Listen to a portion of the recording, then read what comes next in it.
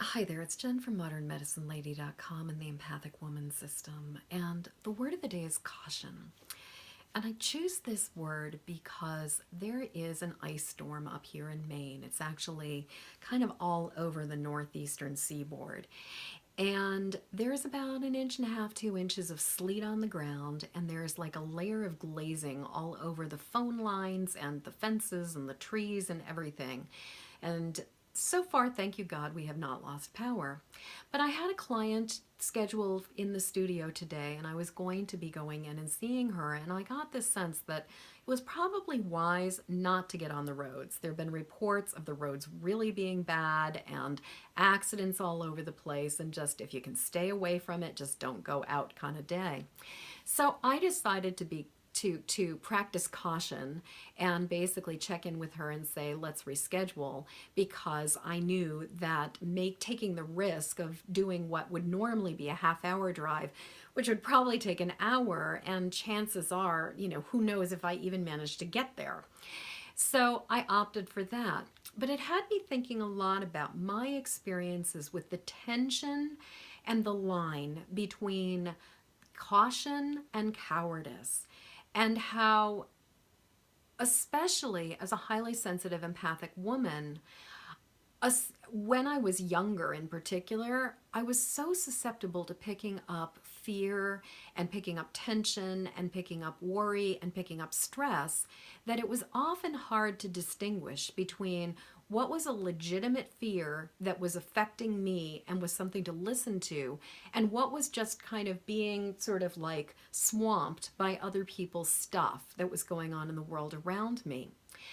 And so as a result, I had some stories I told myself about myself. One of them was that I was a bit of a timid person. One of them was that I was hesitant and anxious, and that I was generally kind of cautious. And as a small child, I was shy, I was timid, I wasn't inclined to like jump into things. Except that as I've grown, I've learned to override that. I've learned to feel the fear and do it anyway. I've learned to be bold. I've learned to be courageous. And I've learned to step out and do this. But the thing is that there's still this voice that tells me, hey, you're just being a bit of a wimp. You should go do that anyway. And so when I was younger, I had an experience that really brought this whole thing to a head.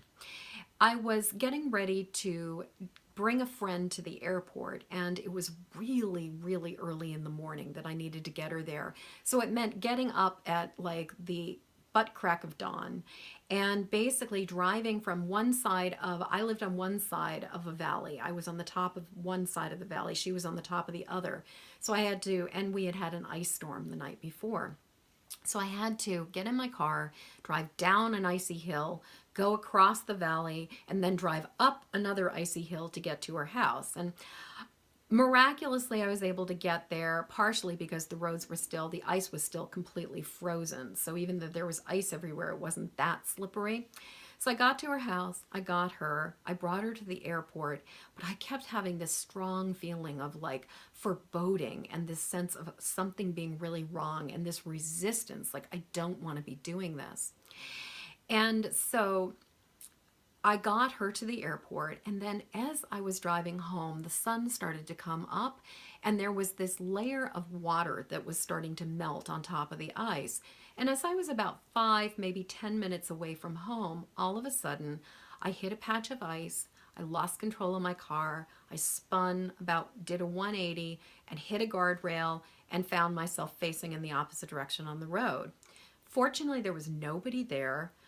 My car was okay. I was okay. And I was able to there was an alternate route that involved basically going back a little bit and then turning. So I decided to just take the alternate route.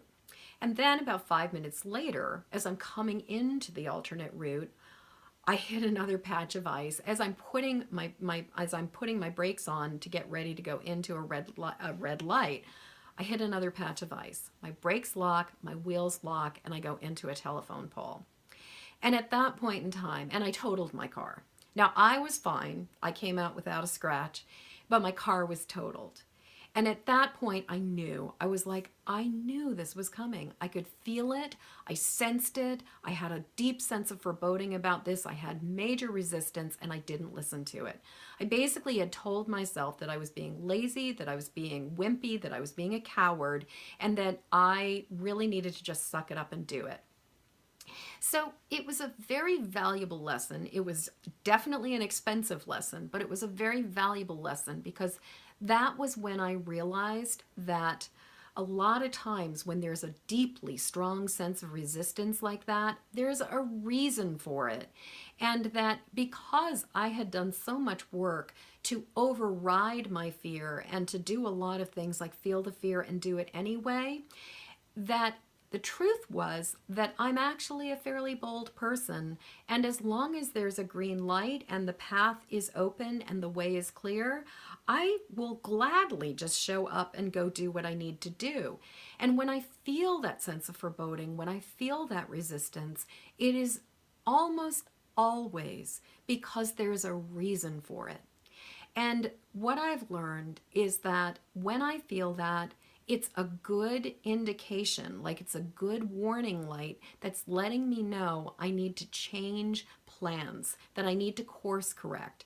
Now, it doesn't necessarily mean canceling altogether, but what it does mean is finding a different way to go about doing something so that I basically keep myself out of harm's way.